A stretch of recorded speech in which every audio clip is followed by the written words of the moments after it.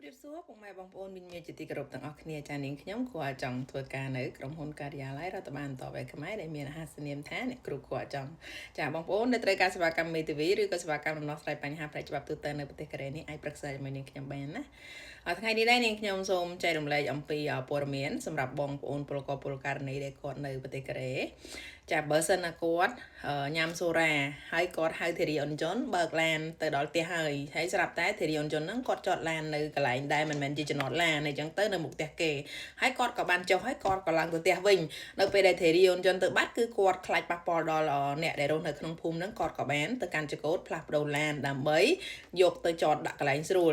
តែចៃដន្យឯងនៅពេលដែលគាត់កាន់ចកោតបើកឡានហ្នឹងប្រជាពលរដ្ឋកូរ៉េដែលគេនៅក្បែរហ្នឹងគេឃើញគាត់ដើរត្រួតត្រេតគេក៏បានខលបណ្ដឹងប៉ូលីសនៅខាងប្រទេសកូរ៉េអញ្ចឹងនៅពេលដែលគេបណ្ដឹងទៅប៉ូលីសនឹងអន្តរាគមន៍មកដល់ទីតាំងហ្នឹងភ្លាមតែម្ដង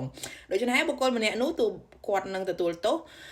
ត្រូវស៊ើបអង្កេតទៅខាងប៉ុស្តិ៍ប៉ូលីសគេបញ្ជូនទៅតុលាការក្រោយរយៈពេលពី5ខែទៅ6ខែឯកសារនោះនឹងឡើងទៅក្រសួងយុតិធម៌បន្ទាប់មកក្រសួងយុតិធម៌នឹងធ្វើការក៏ហៅគាត់ដើម្បីទៅសួរនាំគាត់ហើយនឹងត្រៀមខ្លួននៅក្នុងការបណ្ដឹងចេញភាសាកេរ៉េគេហៅថាជួបាំងថាងអាដាចាចឹងហើយសម្រាប់បងប្អូនអ្នកដែលគាត់ជនបរទេសទាំងអស់ដែលនៅប្រទេសកូរ៉េនេះប្រសិនបើគាត់ញ៉ាំសូរ៉ាហើយហាមកាន់ចកូតមិនថាបងប្អូនទាំងអស់គ្នាចតនៅទីតាំងឬក៏បងប្អូនទាំងអស់គ្នាមិនចតនៅទេអញ្ចឹងបងប្អូនទាំងអស់គ្នាទុកចោលនៅនឹងទៅហើយបើក្នុងករណីគេខលមកហើយយើងដកឡានអីចឹងទៅយើងប្រាប់គេទៅថាអស់ច្រើននឿនអូនស៊ូលមកអសឆាដងឆាអ៊ីដងប៊ូថេចំផាជូជួលស៊ីណៃអើយដាគោមូរ៉ូប៉ូសេបើក្នុងករណីគាត់ថាអត់អាចជួយបានទេអញ្ចឹង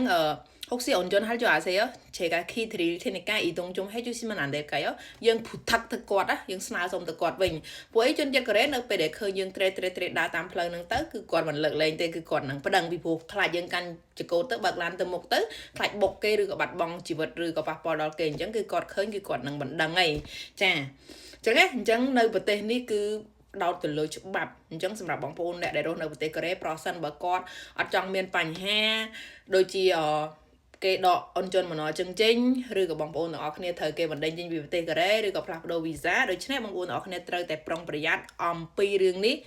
ឲ្យបានច្បាស់ជាទីបំផុតចានេះគឺជាបទពិសោធន៍ដែលខ្ញុំរៀបចំឯកសារដំណោះស្រាយបញ្ហាផ្នែកច្បាប់ទូទៅណាជួប